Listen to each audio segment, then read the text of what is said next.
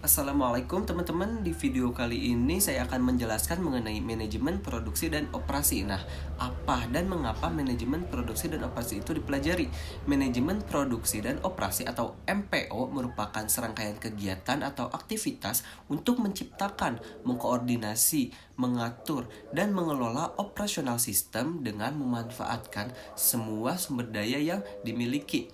Nah, jadi titik fokus pembahasan di sini ialah manajemen, produksi, dan operasi. Nah, pertama-tama mari kita bahas lebih dalam mengenai manajemen, produksi, dan operasi ini. Pertama adalah kata manajemen.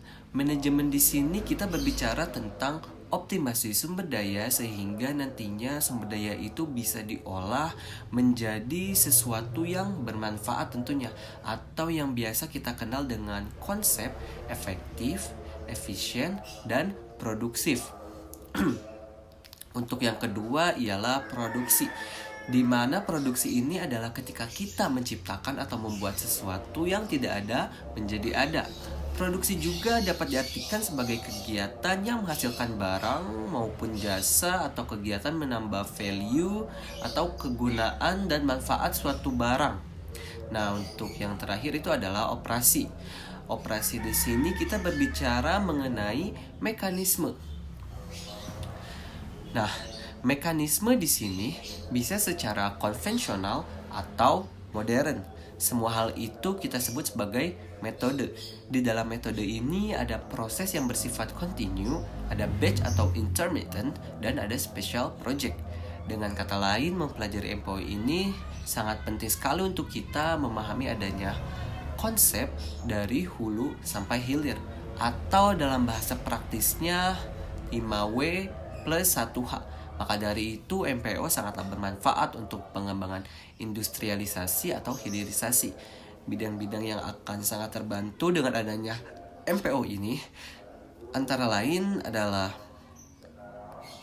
segala kegiatan di bidang real seperti di dunia produksi yaitu perkebunan, pabrik, dunia jasa, perbankan, dan rumah sakit. Nah, esensi MPO transformasi atau perubahan input menjadi output yang memiliki nilai tambah lebih tinggi.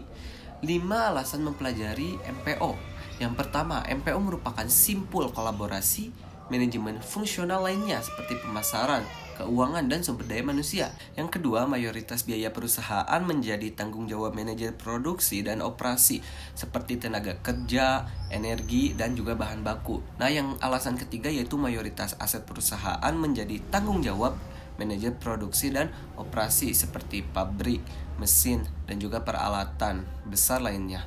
Nah, untuk yang alasan yang keempat yaitu lebih dari separuh rangkaian kegiatan ini atau aktivitas primer sebuah perusahaan atau organisasi, mulai dari pembelian bahan baku, produksi, hingga distribusi menjadi kewenangan dan tanggung jawab serta fungsi dari manajemen produksi dan operasi. Nah, alasan yang kelima yaitu kepuasan pelanggan sebagai ultimate goals of organizations atau puncak dari sebuah perusahaan atau organisasi ini berakar atau bersumber dari quality, cost, dan delivery, serta sustainability. Nah, untuk sejarah perkembangan ilmu manajemen produksi dan operasi atau MPO, yaitu sebagai disiplin ilmu yang mengalami perkembangan yang sangat pesat di akhir abad ke-18 atau tepatnya pada revolusi industri 1.0. Dimulai ditandai dengan ditemukannya mesin uap yang digunakan secara masif, tenaga air maupun tenaga uap untuk mekanisme produksi. Nah, pada saat itu disiplin manajemen produksi dan operasi menekankan kepada efisiensi atau cost focus yang diantaranya ada Adam Smith dengan konsep labor specialization atau spesialisasi tenaga kerja yang sangat populer.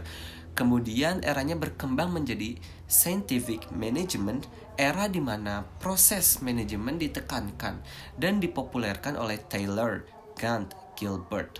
Setelah revolusi industri 2.0, MPO mengalami perkembangan yang begitu pesat.